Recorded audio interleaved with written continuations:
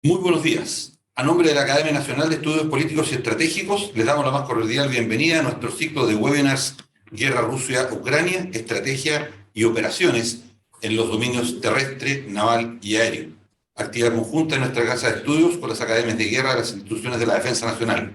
Hoy, junto con la Academia de Guerra Aérea de la Fuerza Aérea de Chile, realizaremos la segunda sesión de este ciclo de webinars denominada El Dominio Aéreo. Les recuerdo que durante la exposición los micrófonos y videos de quienes están conectados por la plataforma Zoom estarán apagados. No obstante, tendrán la posibilidad de realizar preguntas en el icono Preguntas y Respuestas, de manera de que sus consultas puedan ser contestadas en la ronda de preguntas una vez finalizadas las respectivas exposiciones. A continuación me permito dejar con ustedes al profesor de la NEPE, señor Miguel Navarro Mesa, quien se desempeñará como moderador de este seminario. Miguel. Muchas gracias. Muy buenos días. Conflicto en el Cáucaso, la agresión a Ucrania se encamina a su quinta semana. Pese a la existencia de negociaciones, el desarrollo de negociaciones, probablemente el conflicto ha entrado en una fase quizás más peligrosa y probablemente con alguna mayor proyección de expansión en la región. Desde este punto de vista, en esta oportunidad, se analizará en conjunto con la Academia de Guerra Aérea de la Fuerza Aérea de Chile los aspectos netamente relacionados con el dominio del espacio aéreo, el dominio aéreo. Sabido es que desde su temprano inicio en la guerra de 1912 en los Balcanes, el poder aéreo progresivamente se fue transformando en el factor decisivo en cualquier operación militar, y es hoy día el instrumento básico de triunfo en cualquier conflicto armado. Esto se ha manifestado hoy día no solamente en el campo aéreo, sino que también en el dominio espacial. Es el dominio aéreo-espacial lo que permite el triunfo en cualquier acción militar. Y para estos efectos, lo que analizaremos hoy día, insisto, es estos aspectos, cómo se están manifestando en el conflicto de Ucrania. Y me acompañan en este momento el general de Brigada Aérea, don Rolando Mercado, profesor de Estrategia de la Academia de Guerra Aérea, y el comandante de grupo Jaime Fernández, profesor de Operaciones y subdirector de dicho instituto. Sin más, dejo la palabra al general Mercado. Bien, buenos días. Antes que nada, agradecer la invitación que nos ha hecho la Academia Nacional de Estudios Políticos y Estratégicos para participar en este interesante análisis de la estrategia aérea.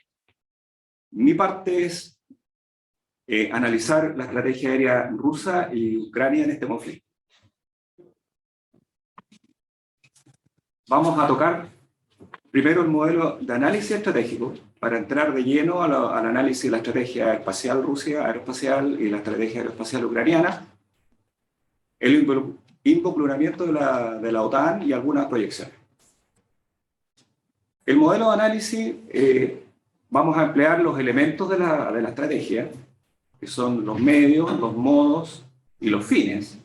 El enlace entre los medios y los fines básicamente es la forma de emplearlos para alcanzarlos en la estrategia, y esto lo vamos a proyectar en la estrategia aérea. Respecto a los medios, las organizaciones aéreas en un conflicto se componen por medios de combate, de apoyo al combate, bases aéreas, sensores, y aquí, como decía el profesor Navarro, los sensores espaciales también tienen en esta época, los sensores que están en el espacio tienen una preponderancia importante.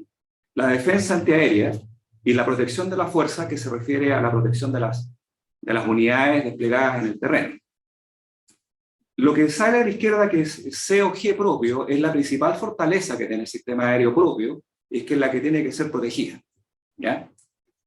Respecto a la estrategia aérea, con estos medios para alcanzar los fines, podemos aplicar una estrategia aérea ofensiva, ofensiva anticipada, defensiva con contraofensiva y una defensiva con repliegue. Esto lo vamos a ir aplicando al caso que estamos analizando. Y respecto de los fines, el poder aéreo y la estrategia aérea normalmente está ejecutando acciones para producir efectos tanto en el nivel estratégico, operacional y el táctico, apuntando a un COG, a un centro de gravedad adversario. Y aquí vamos a identificar cuál es el COG adversario, tanto para la Fuerza Aérea Rusa como la Fuerza Aérea Ucraniana, cuando lo analicemos de forma detallada. Y finalmente, evaluar los riesgos que implica la estrategia adoptada. Ese es el modelo de análisis que vamos a emplear. Respecto de los objetivos estratégicos de Rusia, antes de entrar de lleno a la estrategia aérea rusa, sus fines, tengo identificado, de entre varios, pero esto para mí es el principal, la conquista de la capital Kiev, con el fin de forzar, ¿cierto?, la capitulación del presidente Zelensky. La campaña aérea, desde la perspectiva estratégica, para contribuir a este objetivo, es lograr la superioridad aérea en el teatro de operaciones, seleccionando el sistema de defensa aéreo ucraniano y sus bases aéreas como el centro de gravedad, tal como lo vimos en el modelo. ¿Para qué? Para contribuir al logro del objetivo estratégico, ¿cierto? Y otorgarle libertad de acción a las fuerzas terrestres que están ofendiendo y capturar la capital de Ucrania.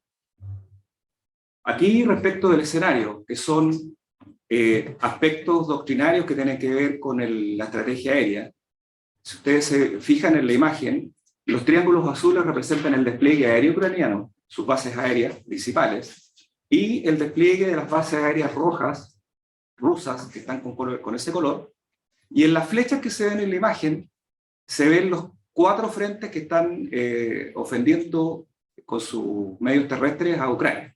¿Ya? Desde la perspectiva rusa, el escenario ofrece grandes desafíos por la extensión. Tiene 1.300 kilómetros de este a oeste y 900 norte a sur, lo que da una superficie de más de 600.000 kilómetros cuadrados.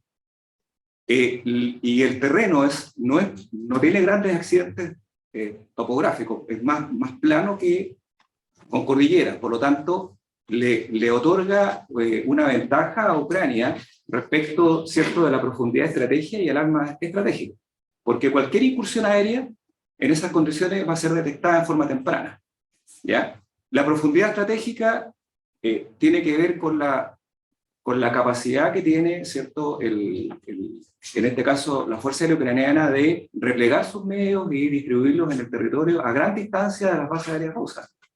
Y eso le permite detectarlos con anticipación. Y la alarma estratégica ucraniana se ve favorecida por eso, porque con una buena detección pueden reaccionar en forma oportuna. A eso se refieren estos dos términos. Y en este sentido juega a favor de la Fuerza Aérea Ucraniana, y ese es el desafío para la Fuerza Aérea Rusa. Y debido a los frentes de ataque que tienen las fuerzas terrestres, por lo menos en esa área, estimo yo, esta es una estimación personal del profesor, que se tiene que tener un grado de control del aire de al menos superioridad aérea para proteger estos avances terrestres. Vamos a ver si esto se está dando o no. Esto es lo que la teoría indica y por el escenario se está presentando como desafío para la Fuerza Aérea Rusa. ¿Cuál es la principal amenaza ucraniana para los ataques aéreos rusos?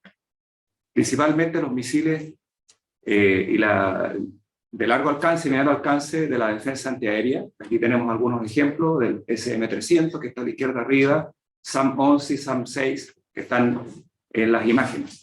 ¿Cuál es la principal capacidad que tienen? Son sistemas móviles, lo que le da mucha flexibilidad a emplear y desplegarlos en el terreno. ¿Cuáles son las fortalezas y medios de combate aéreos rusos? Los rusos han combinado misiles de largo alcance con aviones de combate para iniciar su ofensiva y un amplio despliegue en todos los frentes. Por lo tanto, para atacar en forma directa a las bases aéreas y a los sistemas de defensa aéreos ucranianos, como lo definimos al principio como centro de gravedad. Y respecto de las fuerzas, si ustedes se fijan en los aviones de combate, en este momento tenemos una relación de 1 a 8,5 a favor de Rusia. Por lo tanto, estas son fortalezas que ha empleado, sobre todo en las primeras operaciones. Entonces, aplicando el modelo, la estrategia aérea rusa es ofensiva de aproximación directa al centro de gravedad, que son los sistemas de defensa aéreo ucranianos y las bases aéreas ucranianas en un principio, utilizando misiles de largo alcance junto con medios aéreos en forma puntual, teniendo un balance más grande de los misiles de largo alcance. ¿Para qué? Para explotar la sorpresa con ataques masivos, evitar ataques aéreos integrados de tipo paquetes de fuerza, dada la profundidad estratégica, ¿cierto?, que tiene Ucrania en su escenario, y las capacidades de detección de estos sistemas de defensa antiaérea. O sea, ellos están resguardando sus medios aéreos y están privilegiando el empleo de misiles de largo alcance. y la diversificación de medios aéreos en distintos frentes en virtud de la extensión del área de operaciones.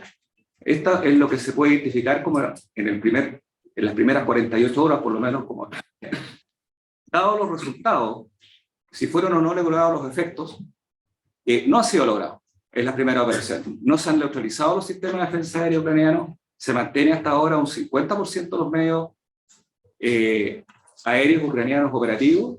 La estrategia ofensiva, el primer golpe, es modificada por la aplicación gradual del poder aéreo en forma secuencial, y el propósito es destruir los sistemas de defensa o de infraestructura crítica desplegados en las ciudades y en especial en la capital de Kiev. ¿Qué hicieron los ucranianos? Llevaron sistemas de defensa antiaéreo a las ciudades, y en especial en Kiev. Y el Estado final deseaba alcanzar la superioridad aérea y ejercer coerción al liderazgo político con estos ataques a las ciudades. ¿Ya? Entonces se podría decir que se modificó la estrategia inicial con una aproximación paralela ahora, incluyendo, ¿cierto?, el modelo de los 5 anillos de Warden, que lo vemos en todas las academias, incluyendo, ¿cierto?, los ataques a la infraestructura crítica y a las ciudades para ejercer esta coerción y manteniendo estos ataques que inicialmente en esta estrategia se diseñó. ¿Cuáles son los riesgos del modo que está usando la estrategia aérea que visualizo está usando Rusia? Es no alcanzar en forma rápida el control del aire en un grado de superioridad aérea que dificulte que vaya a dificultar la maniobra de las fuerzas de superficie y la protección en el alargamiento de las líneas de comunicaciones de las fuerzas de superficie. Y eso es lo que estamos viendo actualmente, porque los ucranianos están golpeando duramente estas líneas de comunicaciones y la fuerza propiamente tal. Respecto de los ucranianos, el objetivo estratégico que yo tengo para esta exposición señalado es rechazar la conquista de la capital de Kiev, se ha tornado como un punto clave, y el objetivo de su campaña aérea es defender y mantener un grado de control del aire en el teatro de operaciones con énfasis en la capital, seleccionando los misiles balísticos, ¿ya?, y medios aéreos de combate rusos como el centro aéreo. Los misiles balísticos, a pesar de ser disparados desde la superficie, ¿cierto?, incluso por medios que son del ejército, una vez que están en el aire se transforman en la amenaza aérea, cuando van en vuelo a sus objetivos. ¿Ya? Contribuye a la estrategia de desgaste adoptada, ¿cierto?, por Ucrania, esta estrategia.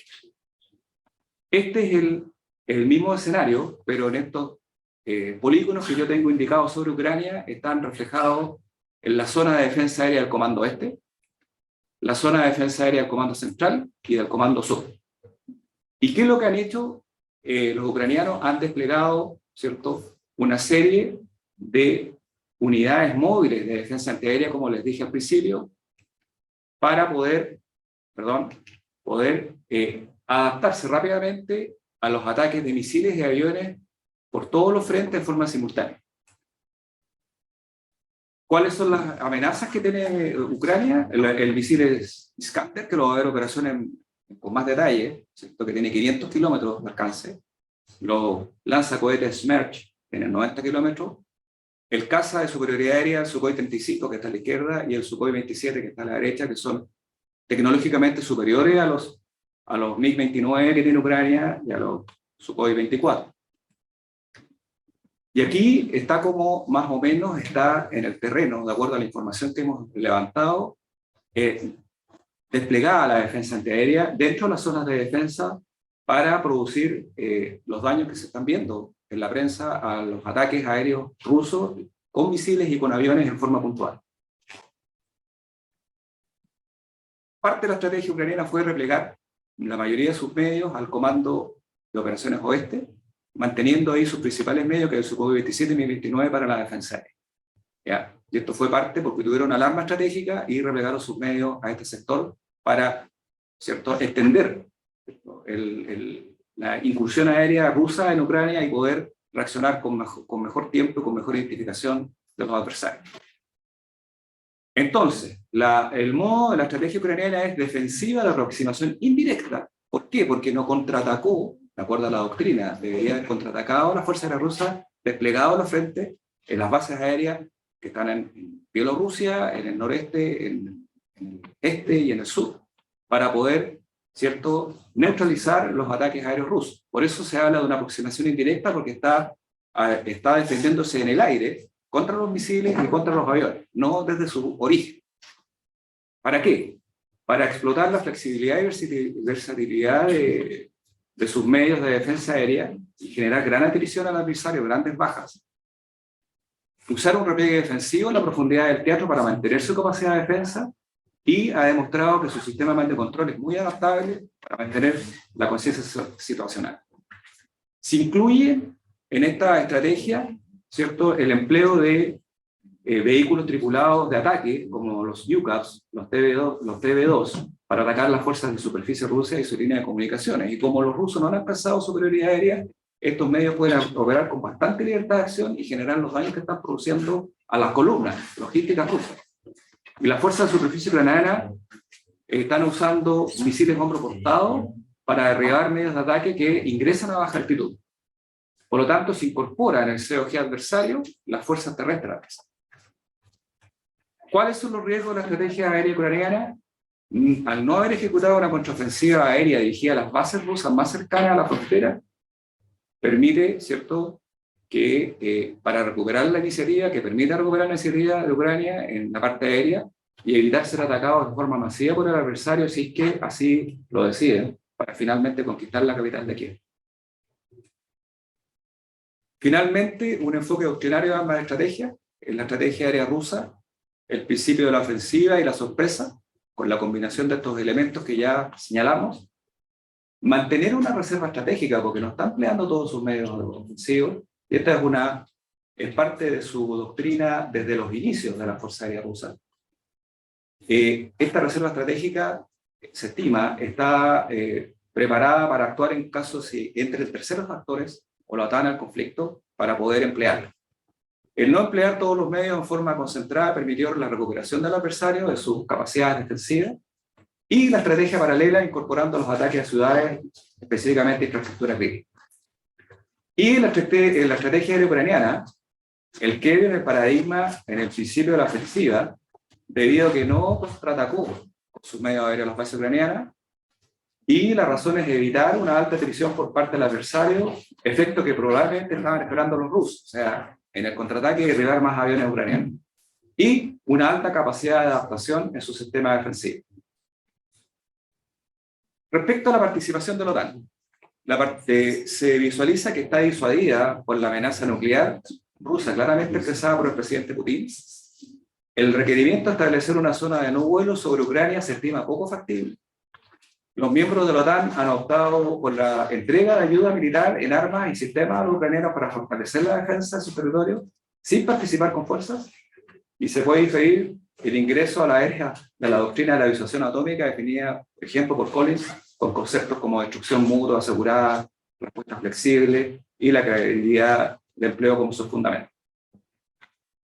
Finalmente, algunas proyecciones: no ingresar como miembro de la OTAN más la ocupación militar rusa en la zona del Donbass podrían evidenciar el logro de los objetivos del líder ruso, pero se estima que la conquista de Kiev sigue siendo un punto clave en la estrategia de Putin, por lo que el conflicto se podría extender hasta ese punto.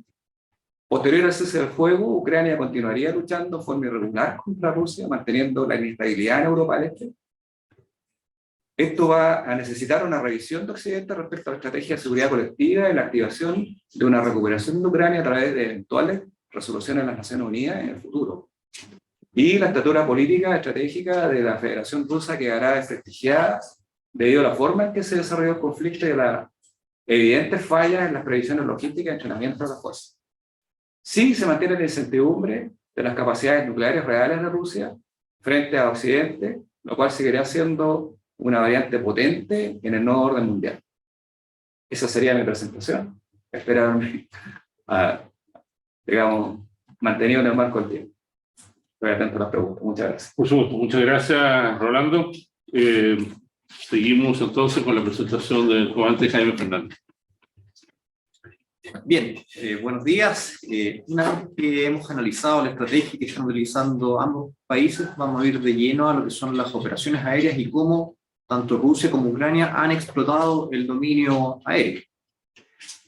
Es importante analizar y recalcar el balance de potenciales, es decir, los medios aéreos que posee tanto Rusia como Ucrania. Si bien lo señalaba el profesor anteriormente, el balance es favorable a Rusia, tanto en sus medios de combate, y esto es importante, ya que solamente este desbalance considera los medios del distrito militar sur y oeste de Rusia, no completamente a todos los medios aéreos de combate que posee Rusia, que son muchos más.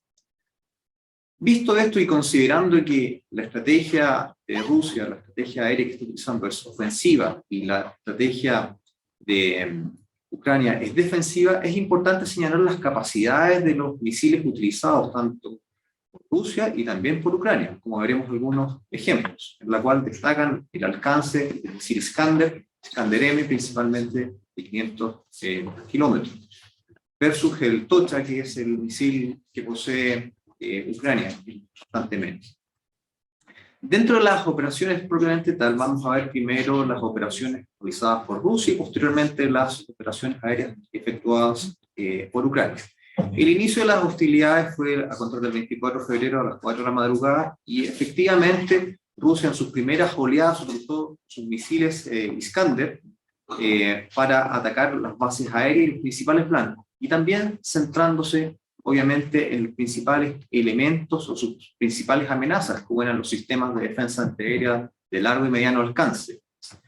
Asimismo también atacó las bases aéreas y con la información de inteligencia que tenía actualizada pudo destruir algunos medios ucranianos que estaban en tierra. Es importante señalar que Ucrania realizó un repliegue defensivo durante la madrugada o días antes, incluso horas antes del ataque, por lo tanto pudo salvar bastantes medios aéreos, replegándolos hacia su comando de operaciones oeste.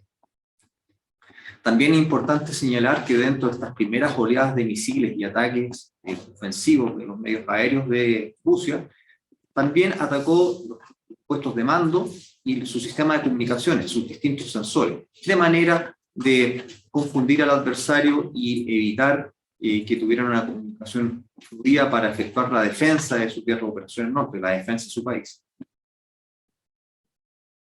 También dentro de las operaciones contra Fuerza Aérea Ofensiva realizadas por Rusia, nos dimos cuenta que efectivamente para localizar y tener una buena información de inteligencia actualizada, especialmente de estos medios de defensa aérea de mediano alcance y largo alcance que tienen bastante movilidad, Rusia está empleando su avión Sukhoi 24MR, que es un avión orientado a lo que es el reconocimiento electrónico, especialmente de las emisiones de los radares de estos sistemas de defensa aérea, para posteriormente, una vez con la información actualizada, utilizar sus aviones de mayor performance como el Sukhoi 34 y el Sukhoi 35. Todo esto monitoreado muy de cerca por el Alfa 50, que es un avión de mando y control y capacidades de inteligencia, vigilancia y reconocimiento bastante potentes que posee Rusia. Es importante señalar también que dentro de estas operaciones ofensivas y teniendo en cuenta esta amenaza importante, siempre de ataque SANOF, es decir, fuera del alcance de las armas ucranianas de defensa aérea, utilizando misiles antirradiación como el Krypton, que son misiles específicamente diseñados para atacar las fuentes de emisión de radares de defensa aérea y también de sensores de erupción. Asimismo también estos aviones Sukhoi 35 cuentan con misiles de largo alcance, lo que les posibilitaba quedarse operando dentro de su frontera, en el límite de la frontera con Ucrania, de manera de no ingresar a las jardas o a los sistemas de defensa aérea adversarios y sufrir bajas, disminuyendo su tiempo de exposición y aumentando la supervivencia de su tripulación. Dentro de las operaciones contra fuerzas de superficie, lo que hemos analizado hasta el momento es que Rusia ha utilizado sus aviones Sukhoi 25 y helicópteros Mi-24 y Kamov 52 en condiciones de bajo nivel, ¿verdad?, contra los medios terrestres. También, lamentablemente para Rusia, y debido a un mal análisis de inteligencia, estos medios han sido dañados y muchas veces derribados por misiles sobreportados, como el Stinger, por ejemplo, como se aprecia en este video, en la cual un Sukhoi 25 es tractado y sufrió daños efectivamente asociados con un misil infrarrojo, como es el Stinger. Otra operación importante realizada en el inicio de las hostilidades fue una operación de transporte de fuerzas, un asalto teletransportado que fue muy comentado en las redes sociales y que tenía la finalidad de generar y capturar dos aeropuertos bastante cerca de Kiev, uno en la zona norte como el aeropuerto Antonov y otro en la zona sur que es el aeropuerto internacional que tiene Ucrania, que es Boryspil.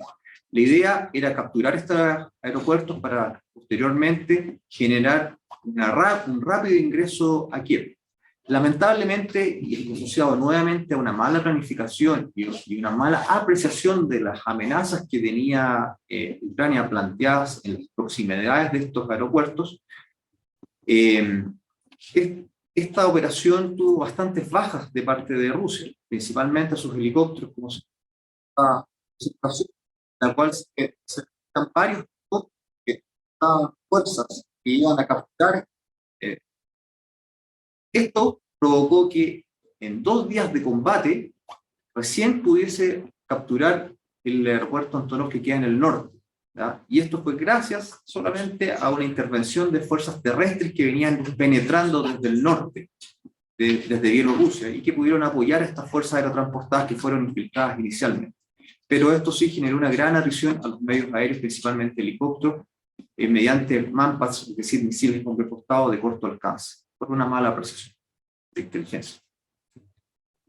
También otras operaciones importantes y asociadas a esto, que fue una operación prácticamente psicológica, ya que las fuerzas que capturaron el aeropuerto Antonov destruyeron el avión más grande del mundo, el Antonov, que se encontraba ahí en mantenimiento. ¿Ya? Esto tanto también para dar un impacto psicológico a lo que es la población ucraniana y disminuir su voluntad de lucha.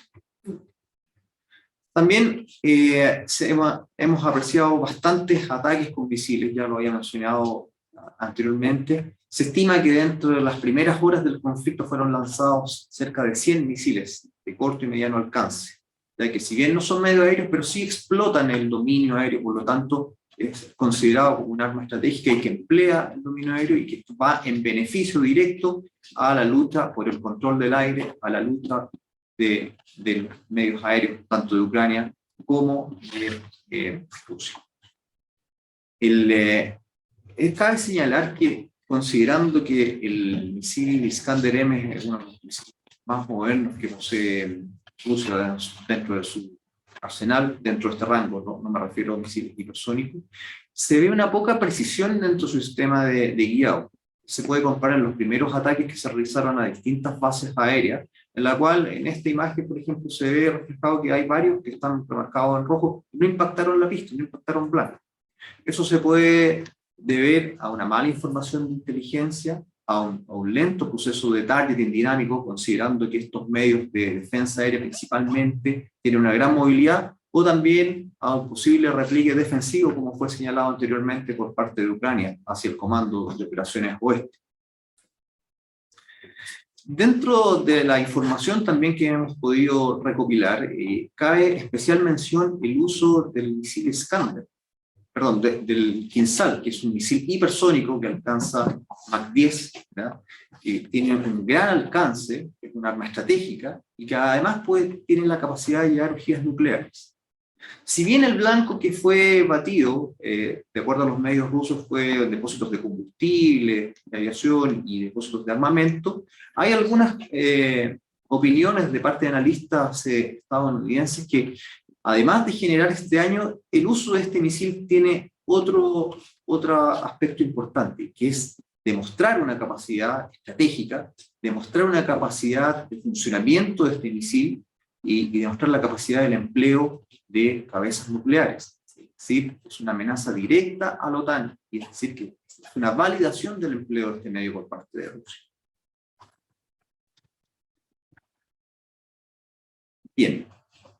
Respecto a las acciones, a las principales acciones realizadas por la Fuerza Aérea Ucraniana, tal como fue mencionado anteriormente, Ucrania realizó un repliegue defensivo hacia el Comando de Operaciones Oeste, a sus distintas bases, y aquí es necesario recalcar que sus medios aéreos principales, utilizados para la defensa aérea de Ucrania, como el Sukhoi 27 y el MiG-29, no solamente fueron replegados a las bases aéreas principales, sino que meses antes, y de acuerdo a este video que podemos ver, Ucrania estuvo operando en carreteras previamente preparadas para específicamente, en caso de ser atacados y replegarse, poder resguardar sus medios, ¿ya?, en seguramente algunos refugios endurecidos, con la finalidad de seguir operando a lo largo del conflicto.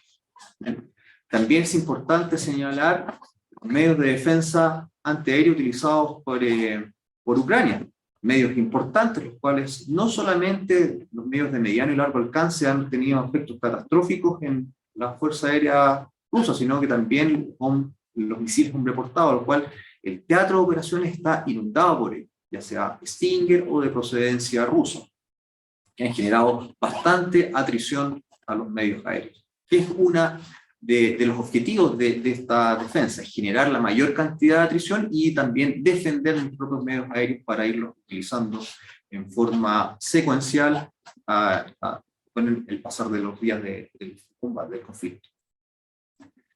También es importante señalar que dentro de las primeras acciones ofensivas estuvo el empleo de un misil Tochka ucraniano, el cual afectó la base aérea Milerovo de Rusia, que esta no fue tan difundida. Efectivamente, atacó y destruyó, al parecer, no sabemos si un Sukhoi 30 o un Sukhoi 35 en esta base aérea. Por lo tanto, hay un empleo ofensivo por parte de Ucrania de estos medios.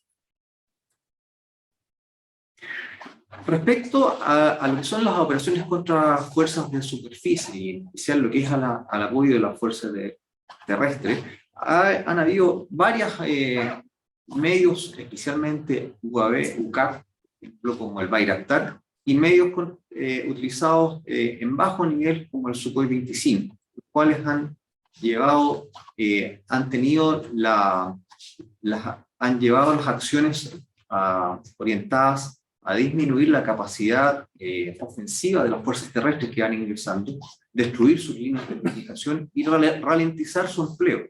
Han realizado misiones de interdicción aérea, principalmente contra las fuerzas adversarias. Esto ha sido muy difundido a través de redes sociales con distintos videos en los cuales se ve el empleo eficiente, tanto diurno como nocturno. Asimismo, es importante señalar que este UCAV, ya que es un medio aéreo no tripulado de combate, tiene la capacidad tanto de lanzar armamento como también realizar misiones de inteligencia, reconocimiento y vigilancia, que entrega información importante, no solamente a la Fuerza Aérea Ucraniana, sino que también a las fuerzas terrestres de Ucrania. Y en tiempo real y información absolutamente actualizada. Dentro también del accionar de Ucrania, de la Fuerza Aérea Ucraniana, cabe señalar que han habido algunas acciones que han sido conjuntas y han estado muy bien sincronizadas, ¿ya? Como por ejemplo el ataque a la base aérea de Kherson, en la cual mediante medios ISR, mediante drones, se pudo definir e identificar los blancos, principalmente helicópteros que estaban en esta base aérea que fue capturada por los rusos, y dirigir la artillería de la fuerza terrestre hacia esta base aérea. Esta base aérea ha sido atacada en diversas oportunidades, en diversos días. Es una base aérea bastante importante para los rusos, el mantener el control de esta base aérea. Y a través de estos medios aéreos ha sido un aporte importante a lo que son los fuegos conjuntos. Es decir, se ve una maniobra conjunta de las fuerzas que defienden Ucrania. Dentro de los blancos batidos por la fuerza ucraniana, a continuación muestro las cantidades obtenidas por fuentes abiertas de información, ya que son a través de imágenes que circulan en redes sociales, son blancos validados. Ya se ha hecho todo un trabajo de identificación de los números de cola, de identificación de astronaves, y se ha llegado al siguiente catastro, destacando principalmente la gran cantidad de medios de helicópteros rusos, los cuales han sido batidos por misiles hombre portado, como señalaba anteriormente, y también de medios de defensa aérea rusos, los cuales van apoyando estas grandes columnas de fuerzas terrestres que han penetrado en el territorio ucraniano, pero al parecer en muchas oportunidades no están funcionando y han sido blancos importantes con la finalidad de quitarle libertad de acción y un elemento defensivo importante para estas fuerzas terrestres y entregar y dar la libertad de acción necesaria para las fuerzas aéreas ucranianas para realizar ataques de interdicción y apoyo aeroestrecho a las fuerzas terrestres. Y nuevamente ahí se recalca el aspecto conjunto que poseen las fuerzas que defienden Ucrania. Desde el punto de vista de Rusia y asociado a los blancos batidos, hay una gran cantidad, principalmente, de medios de defensa aérea, que es la principal amenaza que en estos momentos tienen, además de los aviones groseros que no han podido ser localizados y neutralizados hasta el momento. Los aviones ucranianos que están desplegados en distintos sectores, en carreteras en muchas oportunidades, y también una gran cantidad de medios de defensa aérea como el S-300, principalmente, que es una de las principales amenazas que tienen los rusos, y que aún no les ha permitido lograr el grado de control del aire necesario para poder penetrar lo suficientemente hacia Kiev, que es uno de los principales objetivos militares. Bien, finalmente algunas proyecciones respecto al empleo de los medios aéreos. Es lo que se prevé es que Rusia aumente las misiones de reconocimiento, vigilancia e inteligencia a través de sus drones. Y en esta imagen podemos ver el seguimiento que hacen a un sistema S-300, el cual se está ocultando ahí en instalaciones civiles. Nosotros prevemos que esto va a aumentar, que es una amenaza importante estos medios de defensa aérea, especialmente si es que se logra inyectar estos nuevos elementos de defensa aérea que se prevé que son de origen soviético para que sea más fácil operarlos por las fuerzas ucranianas, de acuerdo a la información que ha salido en redes sociales. Asimismo, también un aumento en el uso de sus municiones, sus drones kamikaze, por decirlo así, que son merodeadores, como el Bala, el cual lo posee Rusia, pero se ha visto un poco empleo de estos medios, ¿ya? Considerando que muchos de los combates se registran en ciudades, ¿ya? Esta munición puede ser bastante eficiente, tal como fue empleada en el conflicto de Nagorno-Karabaj. ¿Bien? Otro también elemento importante es que Rusia va a seguir empleando sus medios de misiles, considerando que el espacio aéreo está en plena disputa, y ingresar con sus medios aéreos al espacio aéreo ucraniano en la profundidad puede generarle bastantes bajas, bastante atrición a los medios. Por lo tanto, va a seguir atacando tanto con misiles de Iskander, como también misiles emplazados en plataformas navales, ¿verdad? Que también tiene una capacidad importante de Rusia. También no se descarta el uso del misil hipersónico Kinzhal también para atacar en mayor profundidad y con mayor precisión a las fuerzas ucranianas. Respecto a Ucrania, va a seguir operando con medios restantes, defendiendo su espacio aéreo con sus medios, tanto aviones de combate y también sus medios de defensa aérea de mediano y largo alcance, utilizando una gran movilidad, utilizando un estricto control de emisiones para evitar que sean detectados y sean destruidos en tierra por los medios rusos, que son bastante más potentes. Asimismo, también se prevé que se siga empleando el uso de misiles hombre portado de corto alcance. Especialmente destaco el Starstreak, que es un sistema hombre portado de origen británico, el cual tiene una alta letalidad y una gran velocidad, a diferencia del Stinger. Este es un sistema de última generación de corto alcance, el cual también durante los últimos días puede que veamos sus efectos, especialmente contra helicópteros y contra aeronaves volando en bajo nivel.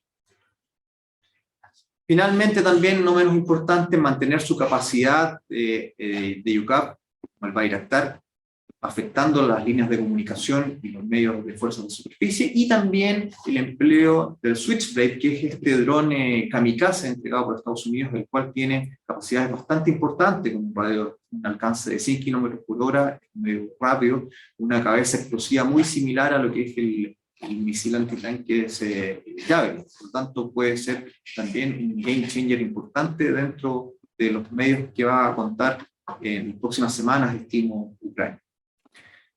Pues bien, de esa forma finalizo mi exposición, mi presentación asociada principalmente a las operaciones aéreas y cómo proyectamos nosotros la continuación del conflicto. Estoy atento a cualquier consulta. Muchas gracias, comandante Fernández. Bueno, nos han llegado numerosas preguntas de índole tanto estratégica como técnica. Es comprensible el interés que ha despertado en nuestra audiencia las dos excelentes exposiciones, y voy a tratar de agruparlas de modo que podamos ir viendo, proyectando también lo que son vuestras respuestas. En primer lugar, ha surgido una pregunta sobre el tema de la zona de exclusión aérea o no-fly zone, porque esto, si uno lo ve, el presidente Zelensky ha estado permanentemente solicitando que la OTAN declare una zona de exclusión aérea sobre Ucrania, de manera de limitar las operaciones aéreas rusas. Entonces, esta es una pregunta abierta para ambos. ¿Qué es una zona de exclusión aérea y cuáles serían los pros y los contras de establecerla por parte de los medios de la OTAN? Bueno, una zona de exclusión aérea es un área proyectada sobre la superficie del terreno, proyectada hacia el espacio, que tiene por propósito proteger la población civil, en este caso, y los aeropuertos principales de la capital de Kiev para mantener un puente aéreo permanente y seguro.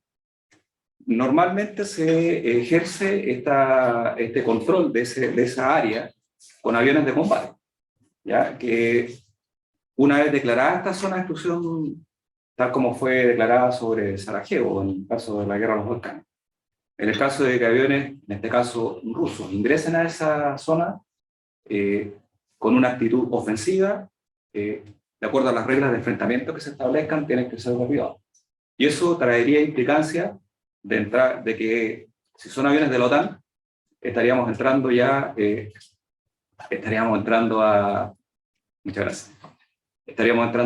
a incorporar aviones de terceros estados y podría esto desencadenar un conflicto mayor. No sé si hay... Sí, desde el punto de vista operacional, y tal como lo mencionaba en general, estas acciones implican aeronaves de combate, su empleo. Y no solamente aeronaves de combate, sino que quiero recalcar que una no-fly zone también implica que cualquier medio que sea una amenaza, como un medio de defensa antiaérea, como misiles de largo alcance, que poseen todas estas fuerzas rusas que ingresaron, también es considerado como una amenaza. Por lo tanto, también puede ser batido ese medio terrestre que se encuentra. Por lo tanto, tiene bastante riesgo y implica efectivamente acciones de combate. Muchas gracias. Ha surgido también, a propósito de la estrategia aérea rusa, el tema de los bombardeos de ciudades. Aquí la pregunta es si estos bombardeos tienen una finalidad estratégica, pueden ser considerados operaciones aéreas estratégicas o tienen más bien un objetivo táctico. ¿Cuál es vuestra opinión? Muchas gracias por la pregunta. Mire, todo depende del efecto que se esté buscando. Si el efecto es que el conductor político ucraniano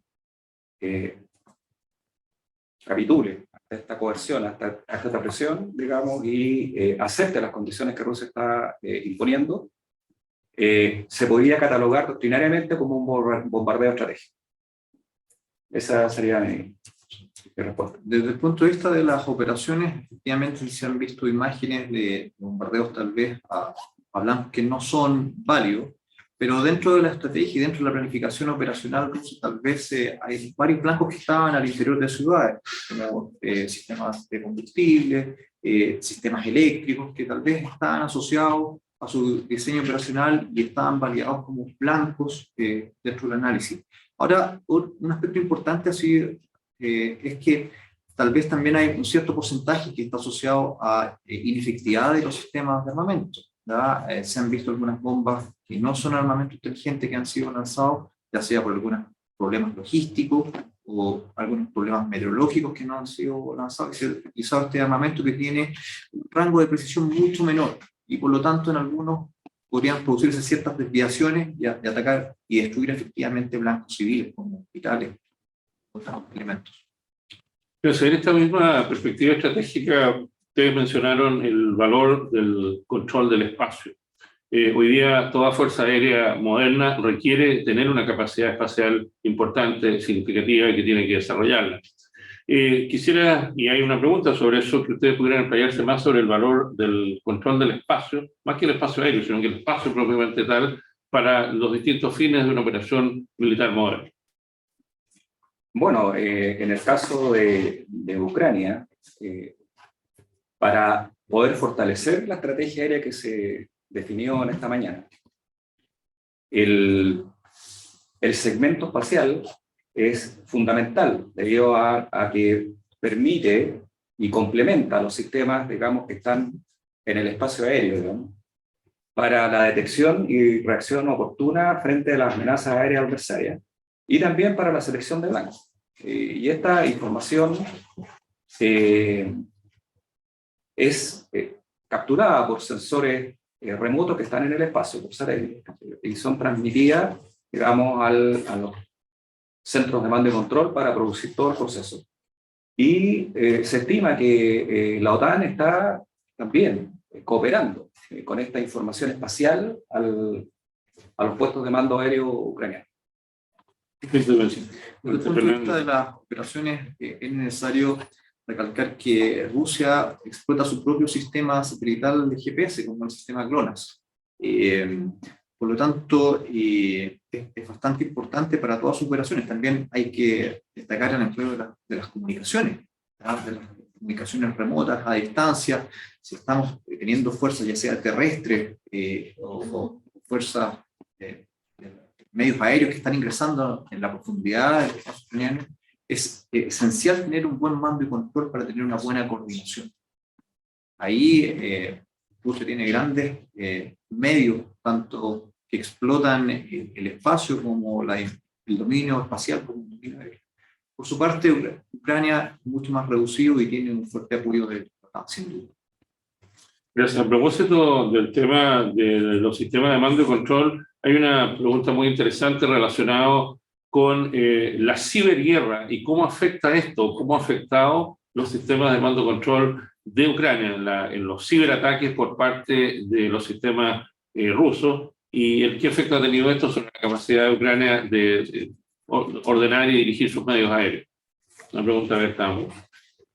Bueno, normalmente los ciberataques se combinan con el empleo de poder aéreo. En este caso, si estamos hablando desde la perspectiva rusa, estos ciberataques tienen que estar dirigidos a los puestos de mando y control aéreo para degradar su capacidad de control y mando, y a veces neutralizarla por bastantes horas. Eso permite que el atacante, junto con sus medios físicos y con estos medios que no son no kinéticos, que es los ciberataques, ganan tiempo y permiten mantener o mejorar la iniciativa en su ofensiva. Eso dirigido a los puestos de mando aéreos. Perfectamente. Sí, hay que recordar que tanto Rusia como Ucrania han desarrollado bastante aspectos de ciberataque y ciberdefensa. También, tal como lo mencionaba, estos ataques que son no kinéticos tienden a retardar el proceso de toma de decisiones de los puestos de mando, generando confusión y también descoordinación entre los distintos medios, ya sea medios aéreos o medios de fuerzas terrestres que están realizando principalmente la ofensiva o acciones defensivas. Por lo tanto, cobra especialmente importancia el desarrollar estas capacidades, pero también de tener la capacidad de tener sistemas resilientes, sistemas robustos que puedan levantar nuevamente toda esta red de mando y control.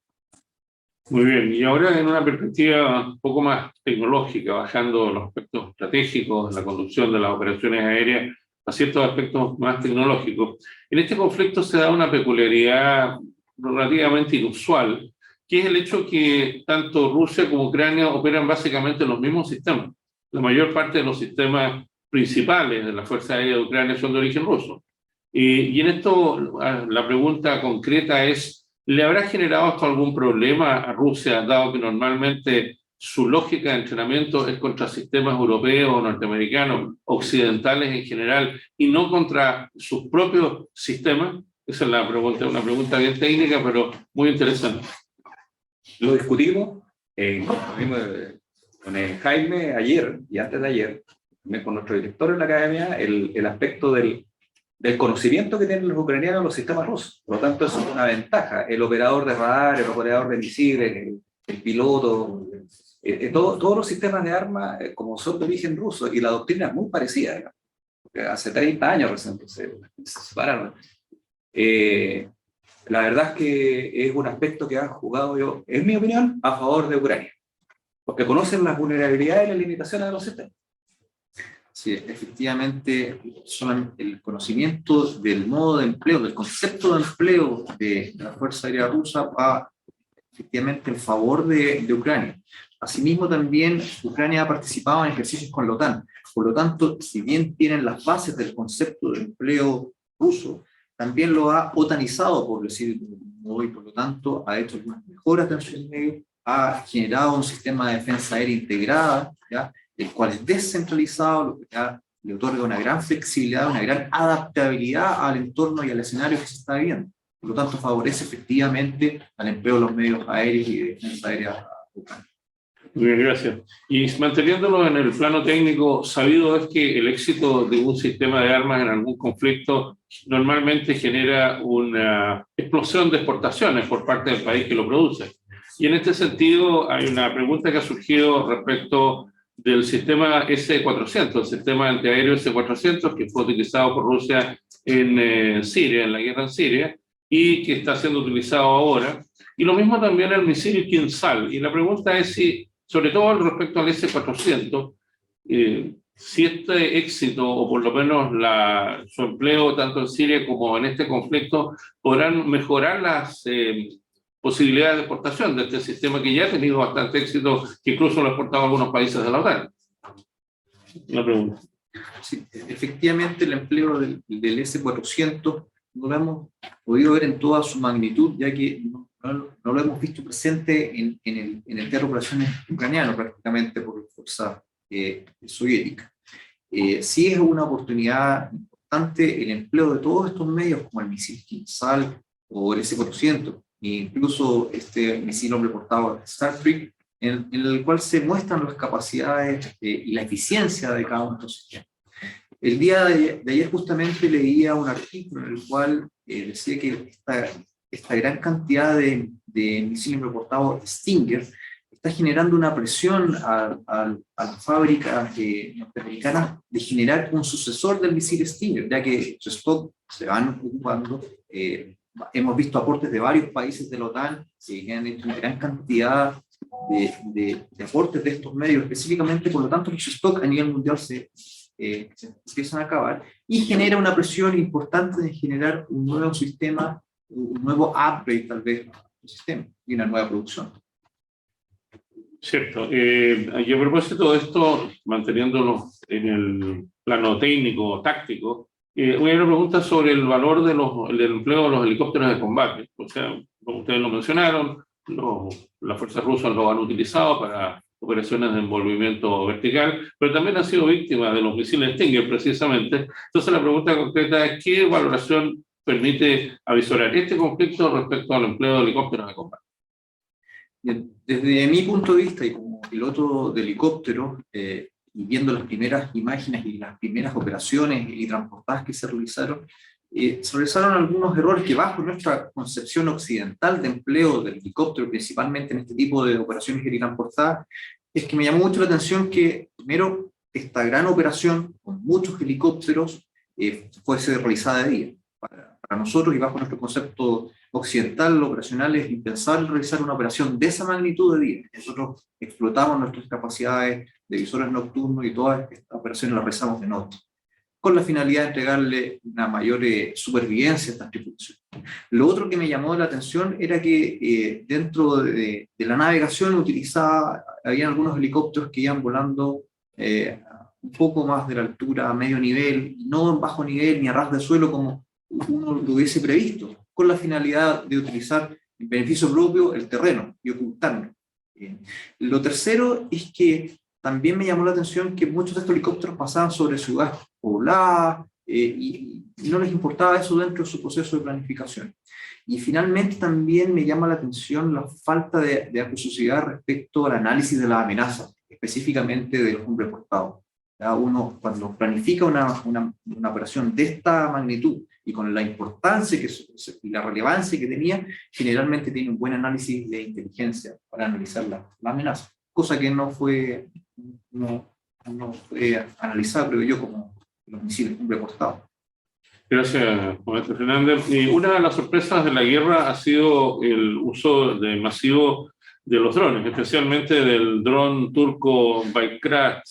Y la pregunta específica es, ¿qué tan efectivo ha sido y qué proyección puede tener esto en su empleo potencial en otros conflictos? Este tipo de sistema, no necesariamente el sistema turco, pero este tipo de sistema. Sí, esta es una muy buena pregunta porque genera la inquietud de si los medios no tripulados van a reemplazar a los aviones que son tripulados por pilotos, dada la efectividad que tienen. De acuerdo a la experiencia de los últimos conflictos, donde se han empleado estos medios no tripulados de ataque, que son muy efectivos, de acuerdo a los resultados, hemos llegado a la conclusión de que se van a incorporar como un complemento a las flotas aéreas de ataque, o sea, no van a reemplazar a las estructuras de fuerza con aviones tripulados, sino van a hacer un complemento, o sea, no lo van a reemplazar un 100%. Ahora, efectivamente,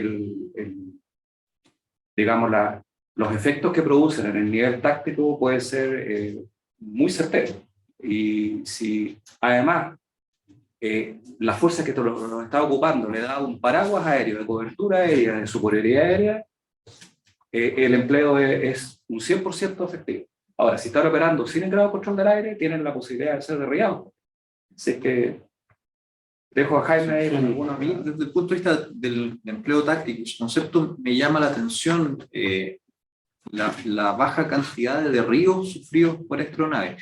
Inicialmente se asumía que debido a su pequeño tamaño, a su pequeña envergadura, era difícil de rastrear o de censar. Tiene una sección cruzada pequeña, por lo tanto para los medios de defensa aérea rusos fue complicado. Han aparecido algunos derribos ahora y me imagino que eso ha implicado que Rusia modifique sus tácticas contra estos medios, tal vez utilizando pulsos electromagnéticos, armas que pueda afectar a su sistema de navegación. Y lo otro también es una amenaza importante desde el punto de vista psicológico para la fuerza rusa, ya que es algo que puede atacar en cualquier momento, algo que está en forma permanente, tiene la capacidad de durar 24 horas y con armamento, por lo tanto genera también una baja en la moral y la voluntad de lucha. Y a propósito de esto mismo, la pregunta concreta es, ¿por qué los rusos realmente no han podido neutralizar la amenaza que representan estos drones, tanto los turcos como estos Switchblade, estos más pequeños que están desplegando en estos momentos? Prácticamente se puede dilucidar que debido a su pequeño tamaño, a su pequeña firma, por los sistemas de radar no está siendo censado. Y efectivamente eso implicó un cambio de medios y el uso de nuevas amenazas para contrarrestar a estos medios aéreos. La sección cruzada, que es el tamaño, por decirlo así, de la aeronave, es difícil de capturar por sistemas de defensa aérea, considerando también que opera a distintas altitudes. Muy bien, muchas gracias. También ha surgido una pregunta sobre el tema de la guerra electrónica, que usted lo mencionaba. La pregunta concreta es que quien pregunta dice que se evidencia una baja actividad de guerra electrónica. ¿Puede ser esto una precaución rusa para no evidenciar sus técnicas de guerra electrónica ante la inteligencia norteamericana y europea que están monitoreando el conflicto? Sí, efectivamente el análisis del empleo de medios de guerra electrónica, que se suben en el papel son bastante potentes por parte de Rusia. He visto unas últimas imágenes de algunos medios de guerra electrónica capturados, como el Pol 21 de Rusia, que son bastante potentes. Pero en general, incluso no solamente por parte de Rusia, sino que del análisis que hacemos de la eficiencia y precisión de los misiles Iskander, por ejemplo, en la cual veíamos la imagen de que una pista no fue batida, sino que prácticamente impactaron en el costado. Incluso se podría sacar una hipótesis que Ucrania está utilizando un jammer específico para disminuir la precisión de los medios. En los ataques a las ciudades también, cuando hay mucha munición, mucho armamento que no ha impactado el flanco, también se podría dilucidar que tal vez Ucrania está utilizando alguna especie de jammers de guerra electrónica para disminuir la precisión del armamento guiado de Rusia. Algo que vamos seguramente a dilucidar con el pasar del tiempo. Muy bien. Y una pregunta que es de carácter más general a propósito de esto. El tema de la reserva aérea.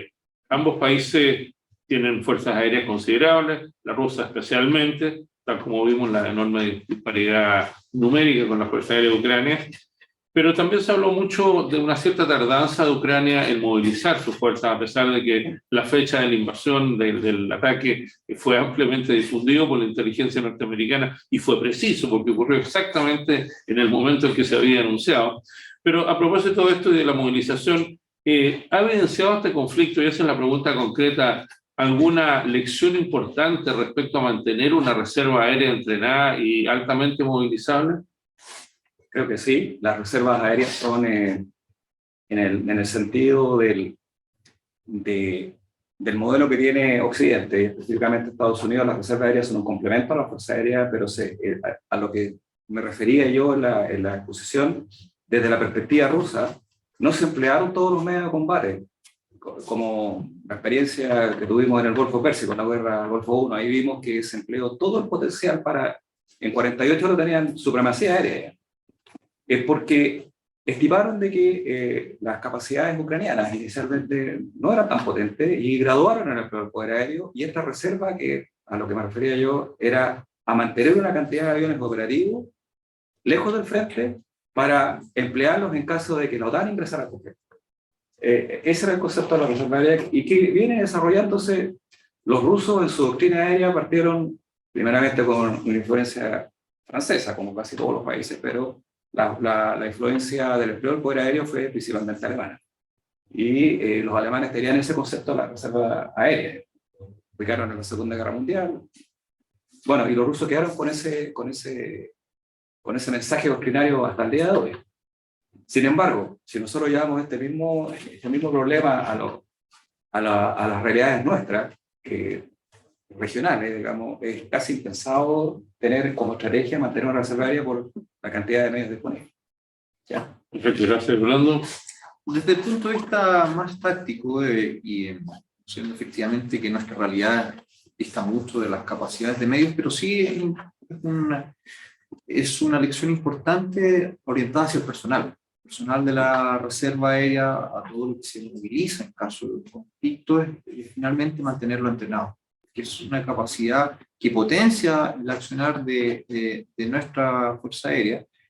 Por lo tanto, yo creo que una de las principales lecciones es mantener a este personal entrenado e integrado en algunas actividades, no todas debido a lo específico que es el poder aéreo, pero sí integrarlo a algunas acciones y actividades básicas que son soporte a las operaciones.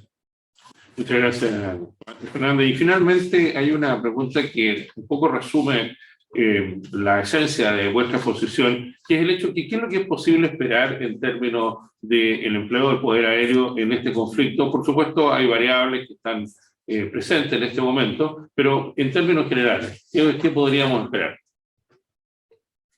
Bueno, dependiendo del nivel de tensión que se mantiene todavía en esta guerra, mi opinión es que para conquistar finalmente Kiev, el poder aéreo ruso va a ser empleado de forma potente y de forma contundente en una gran operación.